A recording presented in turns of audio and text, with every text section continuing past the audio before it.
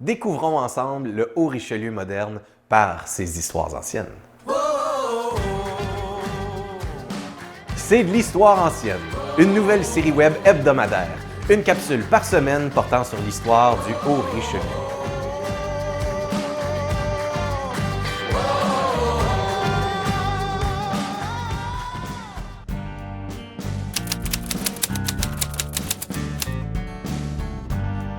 Le bootlegger. Parlons un peu de l'époque de la Prohibition.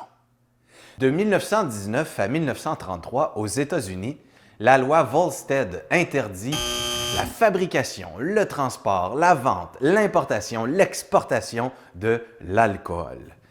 Résultat, une hausse alarmante de la criminalité et de la corruption et la naissance d'une espèce qui frappe encore les esprits aujourd'hui, le bootlegger. Bootlegger est un terme américain qui est apparu bien avant l'époque de la Prohibition. C'est tout d'abord durant la guerre de Sécession que le terme est utilisé. Whiz! Mais que signifie exactement l'expression bootlegger? A. L'homme qui cache une bouteille d'alcool dans sa botte. B. Celui qui, à son décès, n'a plus qu'une paire de bottes à léguer à ses proches. C. Une marque très populaire de bottes de cuir à lacets. Ou D. C'est l'anglicisation d'une vieille expression française. « Bouille de la gueule, qui s'est avec le temps transformé en bootlegger ».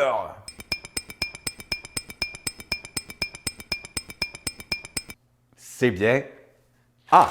L'homme qui cache une bouteille dans sa botte. Et n'allez pas croire que les histoires de gangsters ne se passaient qu'aux États-Unis. Le Québec s'est retrouvé bientôt au centre d'une activité criminelle concernant la production et la vente illégale d'alcool. En effet, dès 1921, la prohibition était abolie au Québec. Et alors, notre belle province devenait le seul endroit en Amérique du Nord à accepter la production et la vente d'alcool. Bonjour les occasions d'affaires!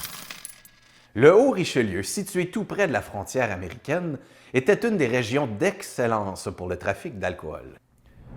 Conrad Labelle, notre contrebandier notoire, fera sa loi dans la région et dirigera les opérations. Né à Farnham, il a grandi à Iberville.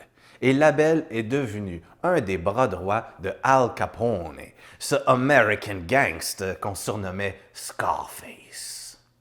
Quand on dit que Labelle était un vrai contrebandier, on ne peut pas se tromper. Il buvait beaucoup, il allumait ses cigares avec des billets de 100 $, il jouait aux cartes tous ses gains et il possédait une Cadillac blindée. Mais finalement, en 1923, il se fait arrêter aux États-Unis et cette année-là, on raconte que sa fortune était constituée de 30 voitures et 400 000 $. Pour terminer cette capsule, on trouvait de circonstance de vous présenter le fromage Le Douanier, préparé par la fromagerie Fritz Kaiser, située dans la municipalité de Noyant, à 2 pas de la frontière américaine. On raconte même que la ligne cendrée en son centre symbolise le poste douanier de la colle. On vous invite à le goûter cette semaine et on se retrouve pour une autre histoire ancienne. Bon appétit!